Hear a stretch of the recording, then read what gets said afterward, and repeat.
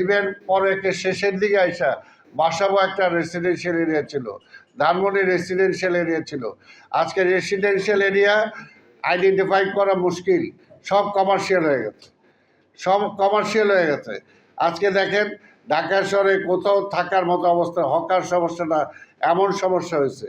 তো কাজেই যে জায়গায় 15-20 লাখ লোক থাকার কথা, সেখানে যদি 2 কোটি লোক যদি সেখানে হয়, তাহলে সেখানে অবস্থাটা কি হবে?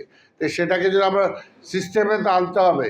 আমরা হকারটাকে সিস্টেমে আনতে চাচ্ছি, আমরা রিক্সাগুলোকে সিস্টেমে আনতে চাচ্ছি, কিন্তু সেটার জন্য তো সবার সহযোগিতা দরকার। আজকে নগর গড়ে উঠেছে কিভাবে? আজকে দেন বিভিন্ন হাউজিংগুলো ভূমিদস্যুদের যন্ত্রণায় আজকে ঢাকা শহর কিন্তু আজকে এই অবস্থার সৃষ্টি হয়েছে। এই ভূমিদস্যুদের কেউ কিছু বলতে পারে? তারা এত পাওয়ারফুল, এত ক্ষমতা। আজকে দেখেন নদী বলেন, নদী ব্যবস্থা বলেন, বা আজকে রেলপথ বলেন, আজকে 2টা পথই অকেজ হয়ে গেছে। আজকে রাজপথের যারা রাজের সড়কের মাফিয়া যারা আছে, তাদের কারণে আজকে এই 2টা পথ যোগাযোগ ব্যবস্থা আজকে প্রায় বিলীন হয়ে যাওয়ার মতো। তার মধ্যে আমার পরিবেশের উপর সবচেয়ে বেশি আঘাত এনেছে আজকে এইটা।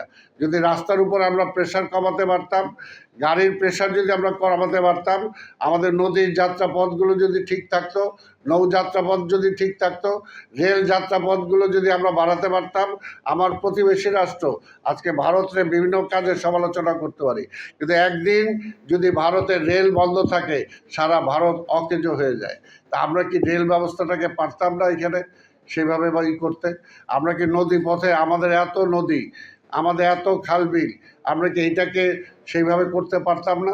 আমরা তো দেখেছি, আমি তো নিজে যে হল্যান্ডে দেখেছি, সেখানে প্রতি বছর এরকম বন্যা হতো, ঝড় হতো, কিন্তু তারা সেভাবে কিভাবে আজকে সেটাকে তারা স্টেবল করে দিয়েছে।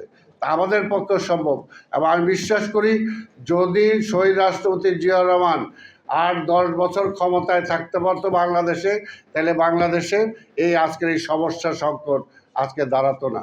আজকেও ঠিক বলতে চাই, তার সুযোগ্য সন্তান আজকে বাংলাদেশের ক্ষমতায় আছে। তার যে চিন্তা, তার যে ফারসাইটনেস, তিনি যে বহু সামনে চিন্তা করেন, আগামী 10 থেকে 15 বছর যদি তারেক রহমান বাংলাদেশকে পরিচালিত করতে পারে, তাহলে আমরা যে সমস্যা ভুগছি, সব সমস্যা ইনশাল্লাহ সমাধান হয়ে যাবে। তার নেতৃত্ব এইটা আমরা বলতে পারি।